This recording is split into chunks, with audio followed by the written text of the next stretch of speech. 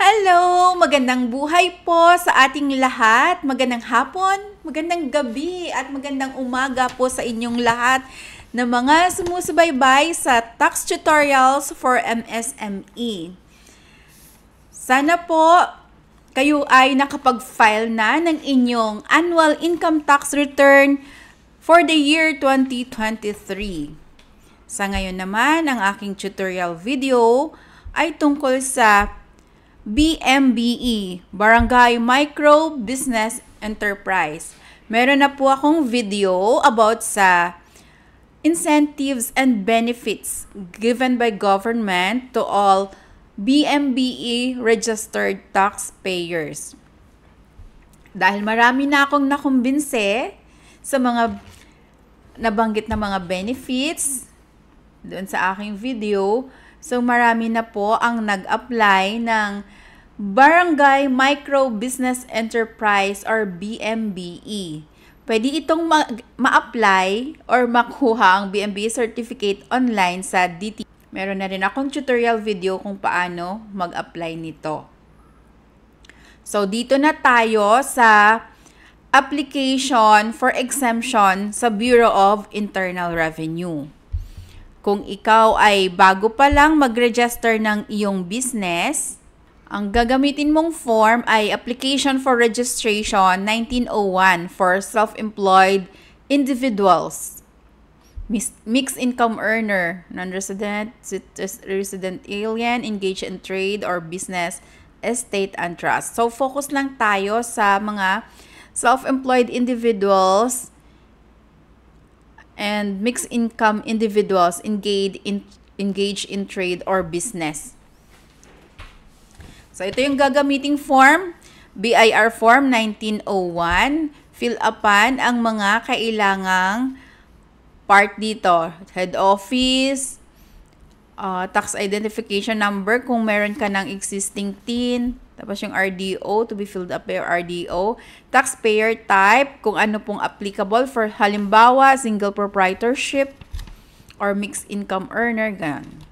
Taxpayer name, last name, first name, middle name, gender. For example, ako female, civil status, married, date of birth, mother's name, citizenship, father's name and citizenship. Local residence address, purpose of TIN, registration of business. Okay. Identification details, contact number. Then, dito sa number 23, ito ay portion para sa pag-avail ng 8% income tax rate option in lieu of graduated income tax rates. Kapag ikaw ay BMBE, exempted ka sa income tax. So, hindi ka pwedeng mag-avail ng 8%. So, lagyan natin po ito ng no. Kapag mag-apply ng BMBE, no po dito sa number 23. Yes kapag 8%. So, spouse information, alam nyo na yan. Authorized representative, address, then contact type, registration number, incentive details. Dito na tayo sa item number 36, incentive details. Kapag bagong register pa lang, fill upan po ito, investment promotion, BMBE. Ano ba? BMBE. Then, legal basis, RA 9178. Incentive granted is exempt from income tax. Exempt from income tax. Dahil exempt ka sa income tax, ang babayaran mo na lang ay business tax. Ang business tax natin ay 12% kapag VAT at 3% kapag non-VAT. 3% percentage tax. Yun yung mga gross sales ay 3 million and below. Okay, dito na tayo sa incentive details. BMBE RA 9178, exempt from income tax, number of years, 2 years, granted by the BMBE, Certificate of Authority, incentive, start date. Balikan po dito sa BMBE certificate. Ito po yung start date, kung kailan granted, 12th day of April. Then, ito yung end date, 12th day of April 2026. 2024 ngayon, di ba? So, 2 years. So, punta tayo dito sa start date. Then, incentive end date, April. Details of registration or accreditation. Registration, accreditation number. So, nandito siya sa upper right portion of your BMBE Certificate of Authority. So, yun yung i-fill up natin. 1, 2, 3, 4, 5, 6, 7. 7. Okay. Then, effectivity date, hindi ko na i-type. Yan din yung effectivity date, yung incentive date. Date issued. Nasa certificate din. April 12, 2024. Sorry. Registered activity. Yung kanyang activity ay food hub. Tax regime. Exempt.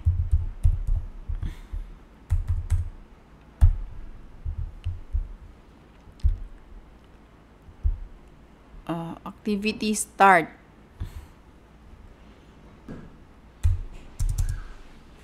Kung bagong business lang, lagay mo lang yung registration date mo.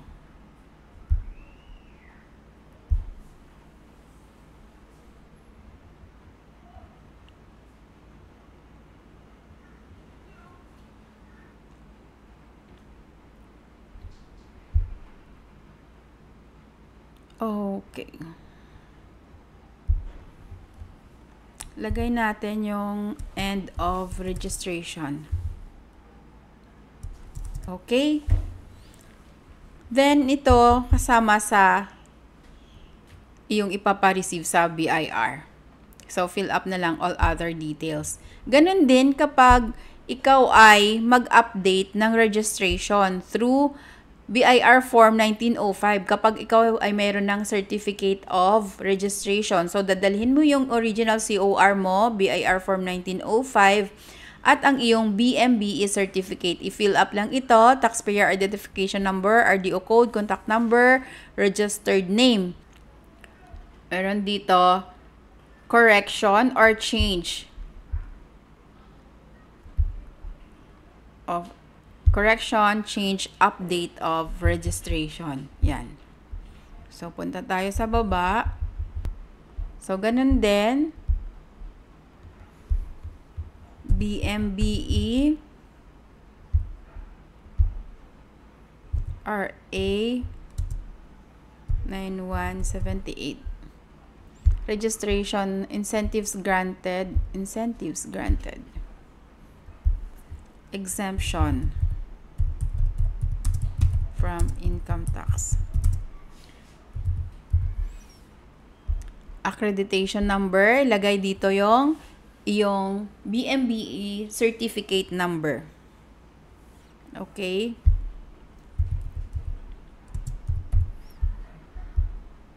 And katulad lang din ng finill up ko dito sa 1901, effectivity date, kung anong date ng registration. Ganun din yung effective date. Yung date of registration. Kasi, i-renew mo lang siya kapag nag-expire na siya at i-update mo ulit sa Bureau of Internal Revenue. So, shortcut na natin. Kunyari, na-fill up na natin to lahat ng mga details. Number of years, 2 years, start date, April 12, 2024 to April 12, 2026, registered activity, food hub, tax regime, exempt.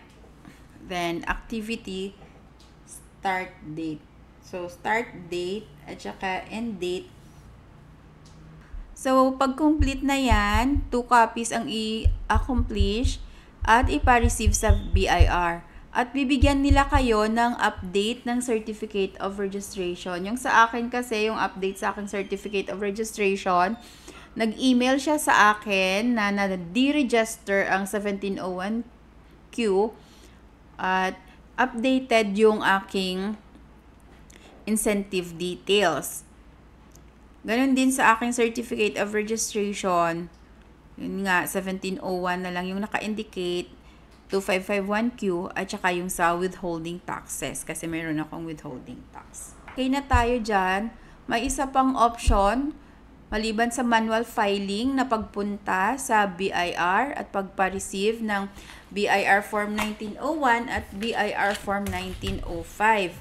Sa ngayon, meron na tayong Online Registration and Update System or ORUS. So, dapat meron kang ORUS account para makapag-avail ng online services ng BIR. Meron na rin akong tutorial video kung paano gumawa ng account for non-individual at saka individual taxpayers. So, as an individual taxpayer, meron na po akong ORUS account. So, kapag ganitong mag-update ako ng BMBA Certificate of Authority, tax incentive, mag-login lang sa ORUS using your email address as username.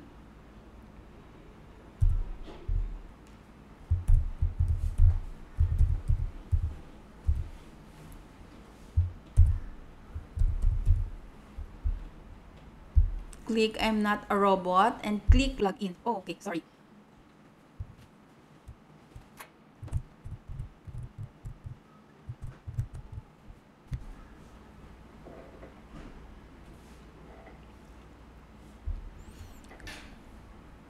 Okay, nakapag-login na tayo sa BIR Online Registration and Update System. Dito tayo sa Update of Information. Correction, change, or update of information. Then, click Update Information. Click Head Office. Click Validate. To validate your tax identification number and branch code. So, active, registered name, first name, middle name, last name, RDO office, address ng taxpayer. Then, dito na tayo, information to update. So, pwede kang mag-update dito para mag-avail ng 8% income tax rate. Pwede ka rin mag-add ng business name or trade name, change in registered address, apply for transfer of registration, add registered activity or line of business. Then, dito na tayo sa add incentive details or registration. Click OK. So, dito tayo sa incentive details. Ang sasagot natin dito ay katulad din sa isinagot natin kanina sa manual filing. Okay. So, actual ito. Kaya sasagutan ko siya. Investment Promotion Agency. Barangay Micro Business Enterprise. Number 1 siya sa options. Legal basis. RA 9178. Incentive granted. income tax holiday for 2 years. Then incentive start date is April 12, April 2024 to April 12, 2026.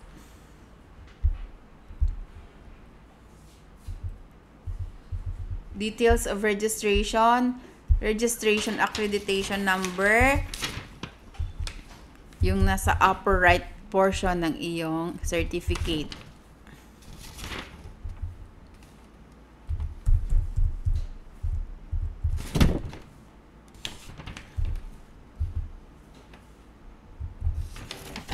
Check mabuti.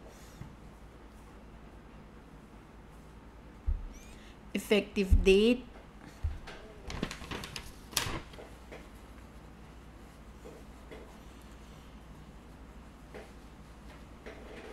So, day, April 2024 to 12 April 2026.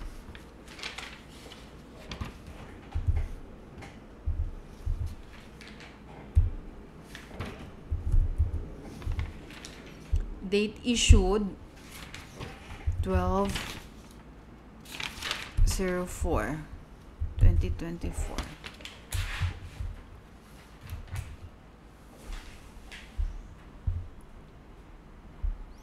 Add activities. Ang activity mo, food hub. Tax regime, exempt. Start date, 12 April 2024 to 12 April 2026. Add activity. Then, continue.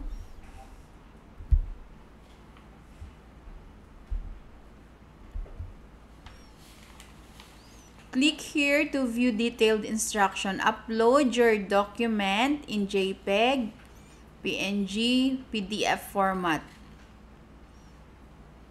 Uploads are limited to a maximum file size limit of 25 MB. So, click here to view detailed instruction. Once all the necessary documents are secured, you must scan, save, and upload them in ORUS. Scan and save your documents individually on your local computer. If you are uploading multiple documents, you will need to scan and save each document as a separate file on your local computer. Ensure that your file names do not include any special character and that the file size do not exceed 25 MB. If you do not have scanner software, you may use any free scanning mobile application. Take a clear photograph of the document and save the photograph as PDF. There are several free mobile apps and other built-in features in some mobiles that will help you combine documents. Applicants who submit, upload, forge, or misrepresented documents will be denied. So, dito na tayo.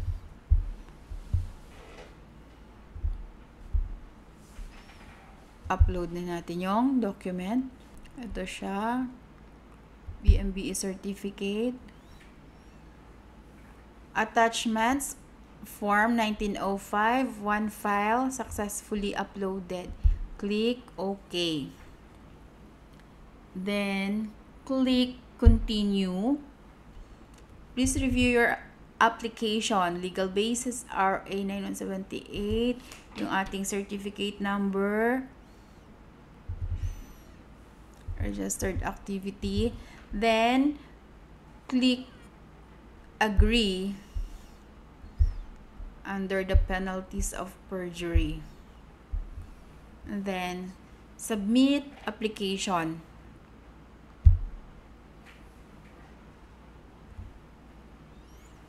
updating information.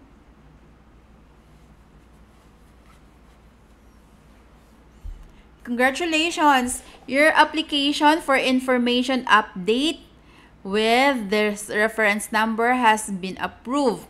You may check your taxpayer profile for the updated information. Okay, proceed. Ito na po yung ating proof na nag-apply tayo ng income tax incentive ng BMBE. Okay. Nakapag-update na tayo ng tax exemption sa Bureau of Internal Revenue na hindi pumupunta sa opisina ng BIR. Okay guys, sana po meron po kayong natutunan sa aking video. Please click like and subscribe to my channel.